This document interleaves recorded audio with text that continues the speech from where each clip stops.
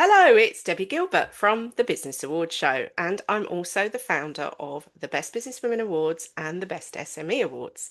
And today I am joined by coach Kate Bishop, who is a career confidence coach and also specialises in helping people who want to change their career. And if that isn't enough, she also works with people on their presentation skills. And alongside being a coach, she hosts a radio show once a month, which we're also going to talk about today. So, welcome, Kate.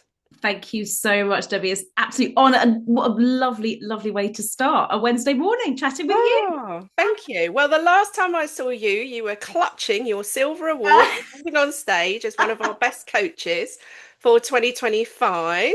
Oh That was gosh, a I great can't believe feeling. it. It was amazing. It was the whole experience was just wonderful to be in the presence of so many women who have done incredible things and started wonderful businesses because they've all had a drive to do something, to be courageous, to be confident. To do that was, yeah, it meant an awful lot to be part of that. So thank Oh, you. fabulous. So, on our show, we always start off talking about how somebody started their business, what motivated them to do it, what was the story behind Kate Bishop Coaching? Tell us. Oh my goodness. Okay, I'll keep this as short and sweet as possible. I used to work in totally different careers, to work in events. It feels like a million and 2 years ago. And I loved it. For about 5 years, I loved every second of it, but I made the very stupid mistake of making my working life my entire life Mm. and began to really suffer from burnout, overwhelm and burnout were the big ones. And I hadn't really, I didn't know anything about coaching. I thought it was something that footballers had, or business executives, CEOs, and I just thought, okay. But then I really hit a bit of a brick wall and completely burnt out. And it'd been going on for about 3 years, and I hadn't addressed it. And by that stage, I just had no idea what to do. I'd lost all my confidence. I had epic imposter syndrome. So I didn't believe I'd ever get another job, that I was stuck there for life. I was in this pit of despair. And one of my colleagues came in one day and said, "Oh, I've just done this certificate coaching course weekend. Everything they talked about, you do, Kate, and you don't realize you're doing it with us. You should go on it." And I was so cynical, Debbie, because I was just like, it's going to be a weekend long sales pitch. I'm not going to get anything from it. I'm literally going to go get free coffee and fine, I'll just sit through it. So I took myself off, and within halfway through the first day, I just thought, oh, right, Mm. that was a light bulb moment. And I thought, I found my tribe of people. They're speaking my language. And I realize I can do this quite naturally. And I don't know how or why that's happened, but I'd love to learn more about it. And then I met up with a very dear friend of mine that evening, who looked at me and said, "You look happy. You haven't looked happy in about 3 years. What's going on?" And I said, "I found my way out of my pit. I've got an idea for a business." And he very kindly bought all the gin that night, and we planned it out. Fantastic. So that was how many years ago now? Oh my gosh, that was back in 2015. Hmm. And then I retrained, I did two coaching diplomas. Because I thought originally I would go into small businesses and stop what had happened to me happening Yeah. to anyone else. Work with business owners, work with the leadership team, and go, right, your top talent, where are they failing? Where are they crumbling? Mm. Let's help support them. And in the grand scheme of things, and fate happened, or coaching fate, I had the people who were crumbling come to me because they really resonated with that story. They didn't want to be where they were. They had no confidence in themselves, no self belief. They had no idea what they wanted to do, what they could do, or if they did have an idea. And I get quite a lot of people wanting to set up their own businesses coming from an employed role. They didn't know how to do that and how to have the courage to take that step. So Mm. that's what led me to work with people now, making working lives better by feeling more confident, more courageous, being bold, speaking up in meetings, being brave to start your own business. Mm. And And you've done the journey yourself. yes, And I think that's quite important because you really can empathize with somebody who's potentially stuck in a role or stuck working, doing a job they really hate for whatever reason. because Yeah, you've done it yourself and climbed out of it.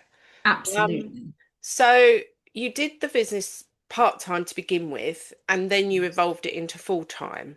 So how was that transition for you? Well, it was, I have to say, it was forced slightly by COVID Right. because I was living in London and COVID hit. And it was that Christmas where everyone said, oh, we're all going into tears. And we were all shedding tears because of the Mm. tears.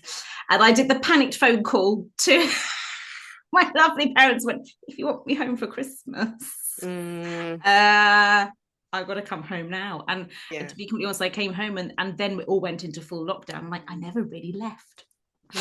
So it's lovely. And we're like, great. And I sort of, again, another moment of working part time, doing the business, and that creep of overwhelm and Yeah. burnout. I suddenly felt that again and thought, ah, I can't keep this going. Um, Especially when we do return back into the office. What does that look like, and how am I going to manage that? So that was a bit of a defining moment of, to really go for this, I've got to go all in. It was for me, that's probably one of the boldest, Mm. bravest decisions I've made. I won't say stupid because I love what I do. No, but it takes a lot of courage, I Yeah, think. I speak to a lot of women who started their business part-time and then had to make that leap to go yeah, full-time. Because in the end, it becomes a juggling act that neither part of either the work you're doing and your business gets adequate attention. So then you have to go, right, okay, which bit here is more important to me? absolutely. And a lot, when I'm talking especially about career change with clients, we always start with, what do you want your life to look like, not just your working life. It has to facilitate your enjoyment, your health, your family, your important values. And at that stage, I was just about sleeping, and really, there wasn't much time for anything else. I thought, no, we're not doing this again. So yeah. So the clients that you work with, they come to you because they are at maybe potentially a crossroads in life and Mm-hmm. lacking that confidence to make a change. So what are the common things that you see with people as to why they're lacking that confidence and why they need to work with a coach to get them through it?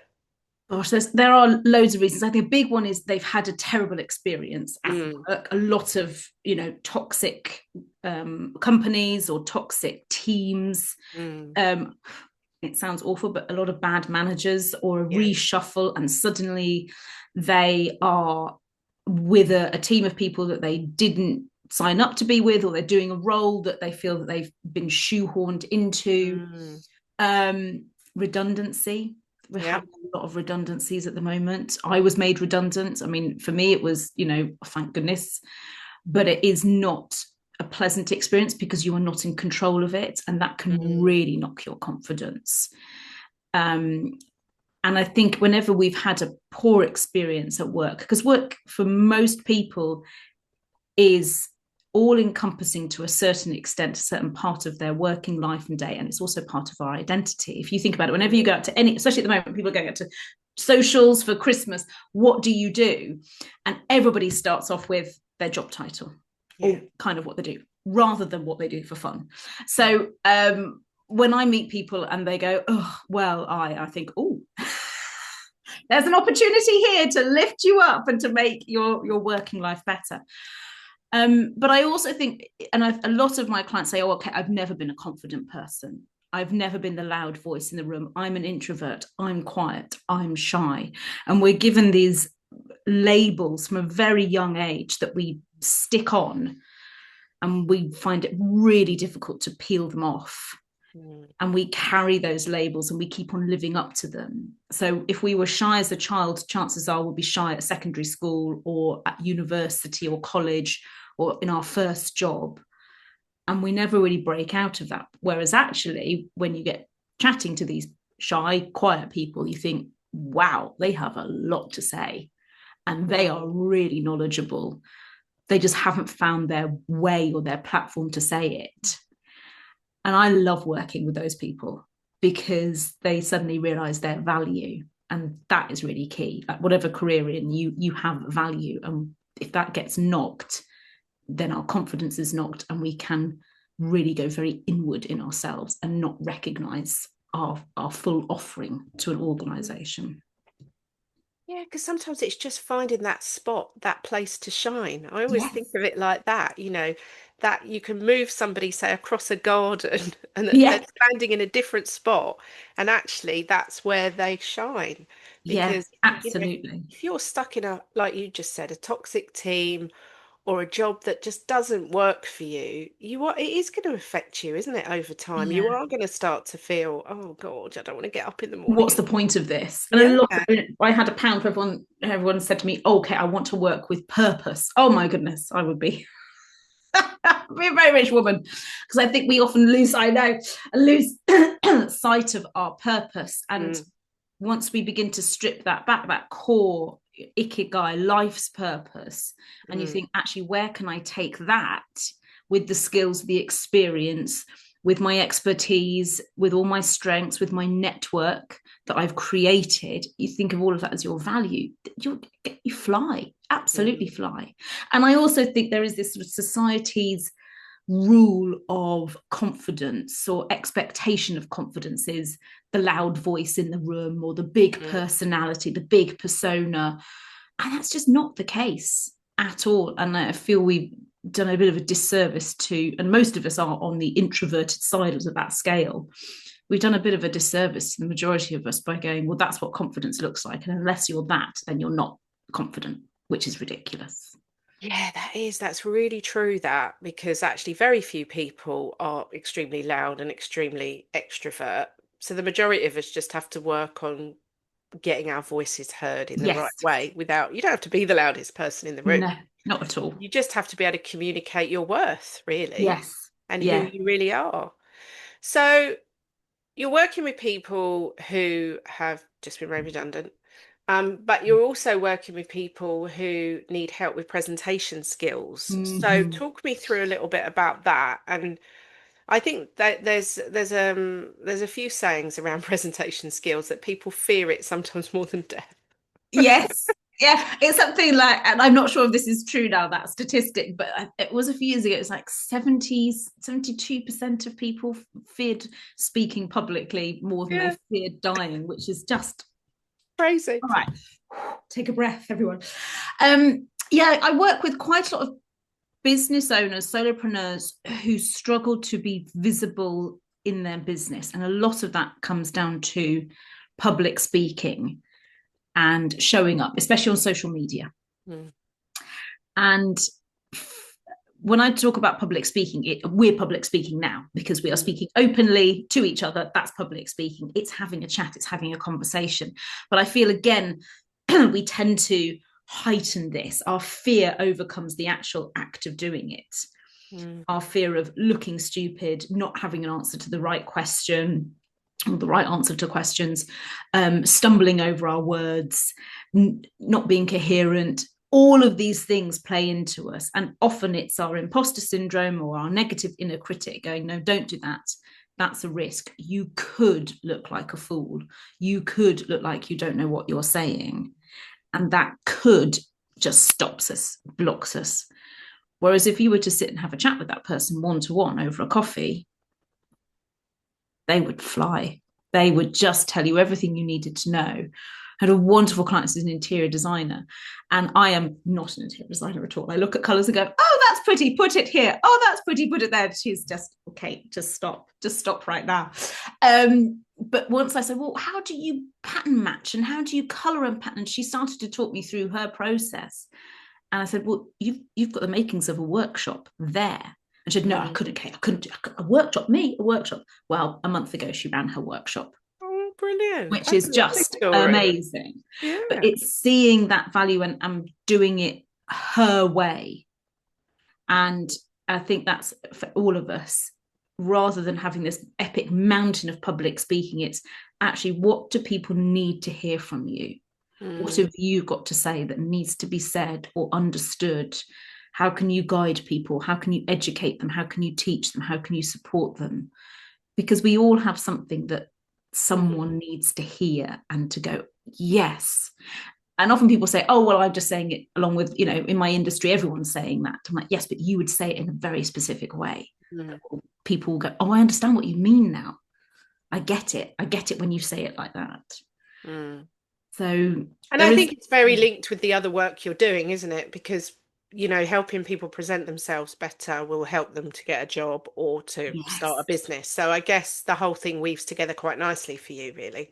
it does. It all interlinks, and it's whether it's interview confidence, whether it's people who are quite early on in their careers and they're struggling. I mean, so many, I would say, early careers professionals are still struggling with hybrid working because it's Mm, really difficult to be seen and heard on a Teams call or a Zoom call. You don't have such a natural flow in a team no. meeting. You don't interject, and you miss those. I was speaking to a couple of business leaders, partner in a law firm, and he said, we don't know our early careers professionals like we used to because we don't see them and we don't hear from them as much because that environment is not there.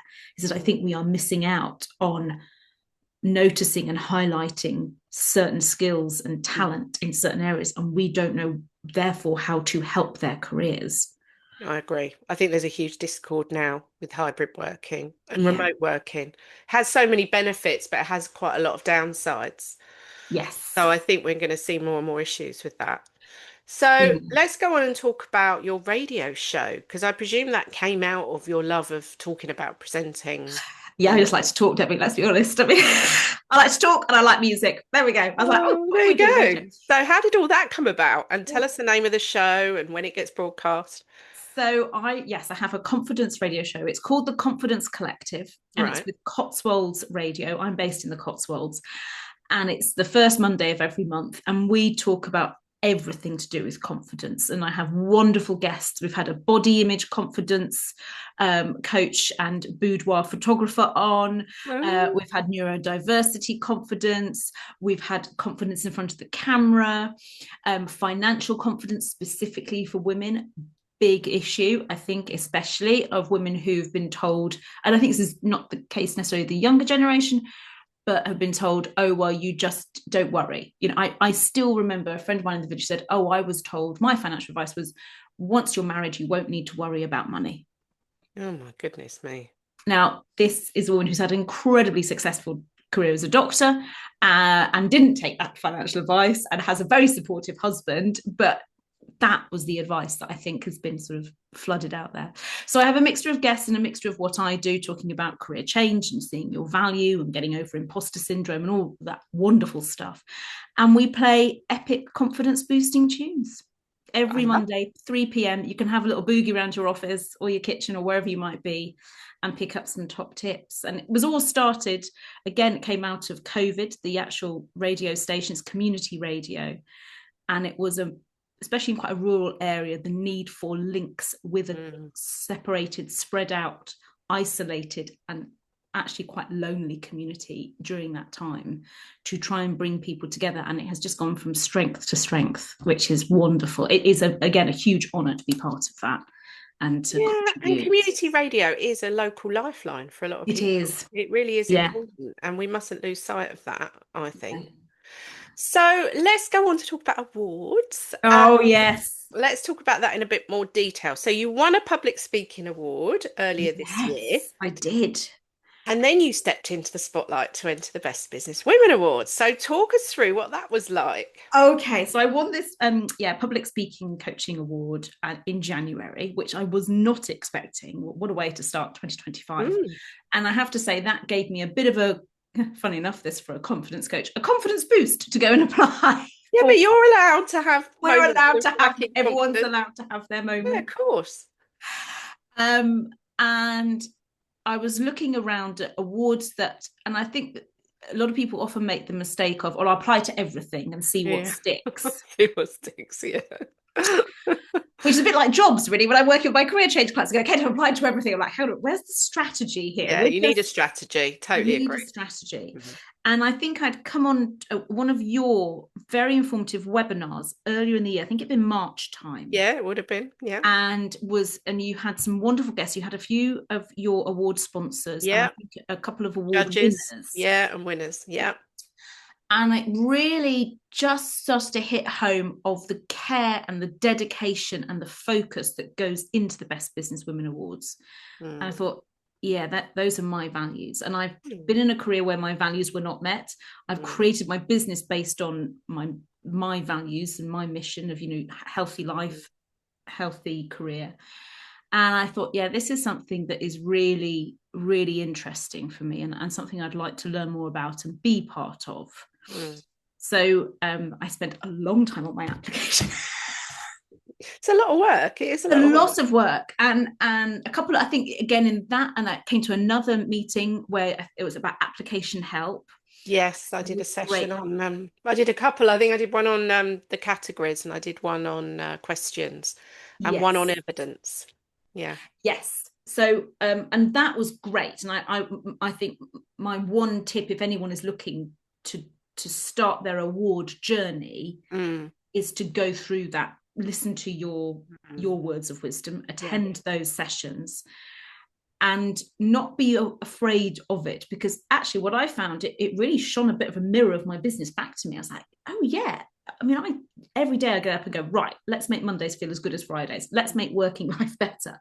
But sometimes when you go through that process of really answering those questions Mm, in depth, you think, yes, this mm, is a wonderful reminder, and really brought me back to the roots of why I do what I do. Because when you're in the thick of it, of marketing and trying to find new clients and doing your financials and all the rest of it, it's, you get a little bit lost sometimes. So that mm. was wonderful. I thought, well, there we go, there's a win already, whether or Yeah. not um Well, I think it is a reflective piece of work.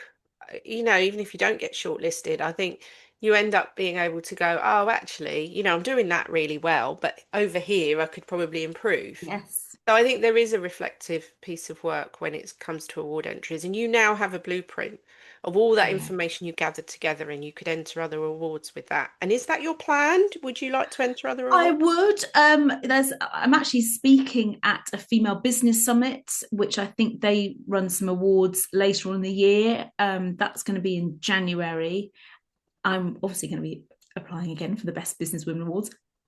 The night was fantastic. Oh, thank It you. was just wonderful. And we were speaking before we went live. I used to work in events, so we used to do a lot of setting up behind the scenes, You and I know. was really impressed Oh. with everything the evening, and had wonderful table. I went on my own, which is always a little bit unnerving. You think, oh gosh, I'm going on my Well, own. let's stop there and talk about going on your own because actually, my view of this is it's a good networking opportunity if you go on your Yes. own. Because Yeah. we have a thing where you will have found most of the people on your table are on their own. Yes. That's how we do it. Because I would hate to put Perfect. somebody on a table of 10 people, of which 8 or 9 of them knew each other, because that would be awful for you. It's Yeah. happened to me, so I know. Oh, Oh yes, it's happened to no. me. So I knew when I set up my awards of all the Yeah. horrible things that had happened to me at awards that I wouldn't do. And That that is was one of one. them. So we Yeah. call them tables of ones. That's how we do. I It was great. I mean, I had such wonderful conversations, and the Janine, I met her there. She's running the Female Business Summit. Oh, I'm speaking at that as well. Yes. Oh, we'll make sure we put the links into the Yeah, put the notes. links in. And fascinating. And speaking to Laura, who runs the Strings Club, music for Yes, yes. children. She's coming on the podcast later today. Oh, fantastic. And Yeah. you just think, oh yeah, and then immediately begin to think, oh yeah, that person here and that person. Mm. And I've already got people who I want to introduce to the Best Businesswomen Awards, Oh, because thank you. you think they deserve to be seen as Yeah. well. Might need a bit of confidence coaching to get them there, but we'll get them there. We'll get them there. Oh, And it was really, really fun. And I think there is that, oh gosh, you walk into a room full of people and you think, oh, I'm here on my own. yeah. And everybody was so lovely. One of your judges, sponsors, she immediately came up to me and said, oh, hi, you're on your own as well. And we had a good old chat, and it was just lovely. Good, good. Because it is daunting Yeah. going to any event on your own. Oh, Um, let's talk a bit about networking because oh I yes. know you used to be heavily involved in networking because it's a little bit like walking into a It networking event is. on your own when you It walk is. into awards on your own. Yeah. Um, and that's what I always often say to people, like most of us go networking on our own, let's be honest. Yeah. So actually walking into an awards is not that dissimilar. It's just much more glamorous. Just much more glamorous. We're all dressed up. Everyone's looking amazing compared to 7 in the morning when you're going, Dragged out of bed. yeah. Um, so networking's been quite important to you, hasn't it, on your business journey? And I'm guessing, and I could be wrong here, that when you worked in events, you didn't really go to networking events, and it became a thing once you started up your own Yeah. business.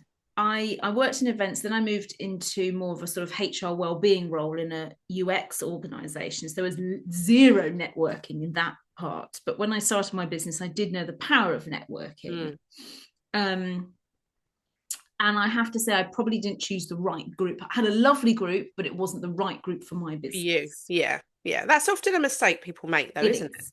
And the other big mistake, I stayed there a bit too long. I tried Right. other groups. Yeah. And so I stayed there a bit too long, didn't really find anything until I moved back to Gloucestershire.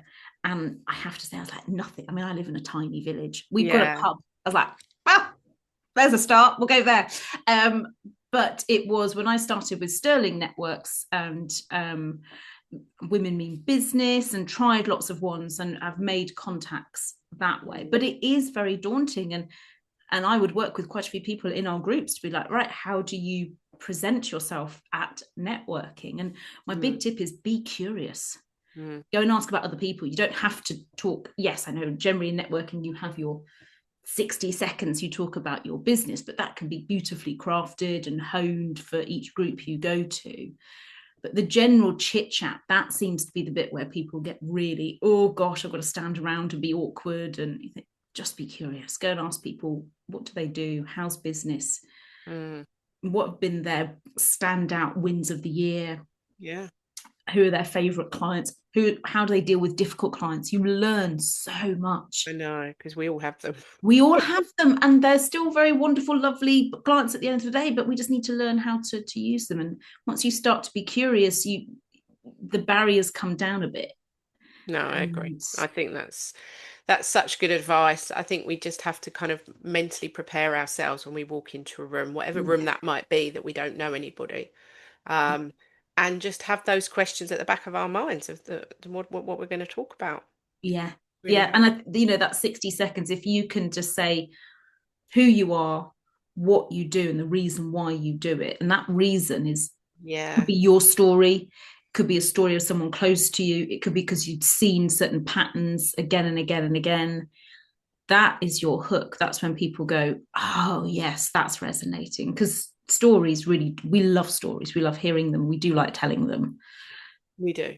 And I think think that's a human trait. that's a human nature. Yes. We've just had, this is totally off topic, we've just had a Christmas tree festival in our village, and our theme has been fairy tales, and it's amazing to see all these adults go, oh my gosh, remember this story? Oh yes, and that story. And you think, oh, this is very lovely. It's lovely. That is amazing.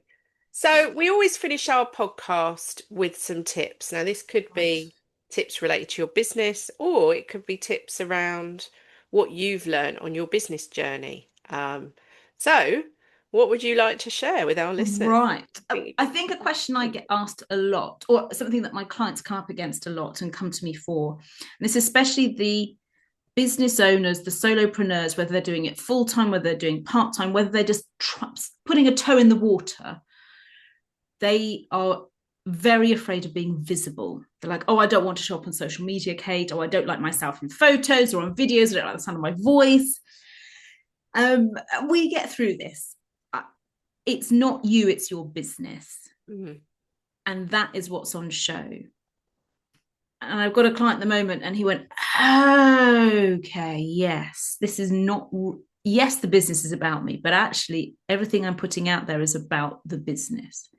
And you can put things out about, yes, your story and absolutely your journey, because people love hearing about that, but you can frame it as the business rather than the spotlight on you, which can be very daunting for people.